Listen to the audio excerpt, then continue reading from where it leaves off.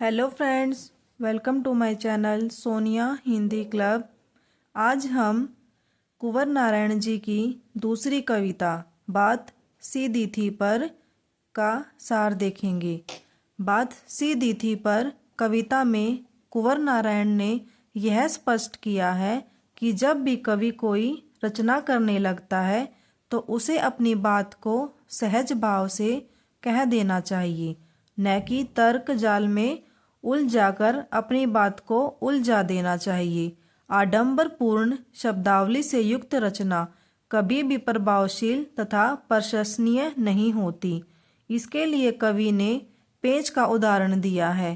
पेच को यदि सहजता से पेचकस से खोल लिया जाए तो वह निकल जाता है, यदि उसके साथ जबरदस्ती की जाए तो उसकी चूड़ियां घिसकर मर जाती हैं और उसे ठोक कर वहीं दबा दिया जाता है।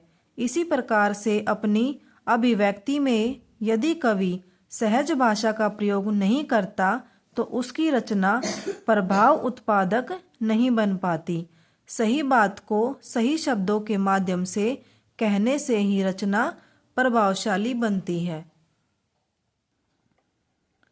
जब हम इस कविता का सार पढ़ते हैं तो हमें यह समझ में आ जाता है कि जो कवि है वो कहना चाह रहे हैं कि या तो हम कविता लिखते हैं तब, या फिर हम अपने विचार प्रस्तुत करते हैं तब हमें इस बात का ध्यान रखना चाहिए कि हम कोई भी अगर अपनी बात कह रहे हैं तो उसको सहज भाव में कह देना चाहिए। हमें किसी भी तरह के तर्क जाल में उलझना नहीं चाहिए और ना ही दूसरे व्यक्ति को उलझाना चाहिए। जो हमारी शब्दावली है वो आडंबरपूर्ण नहीं होनी चाहिए, अर्थात प्रभावशील होनी चाहिए।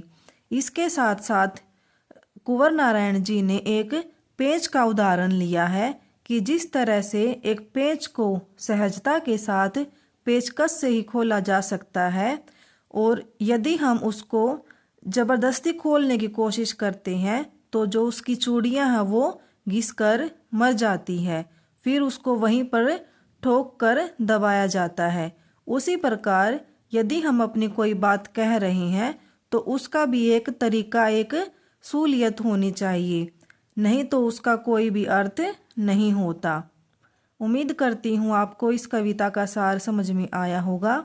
यदि कोई आपको समस्या लगती है तो प्लीज़ कमेंट करें। धन्यवाद।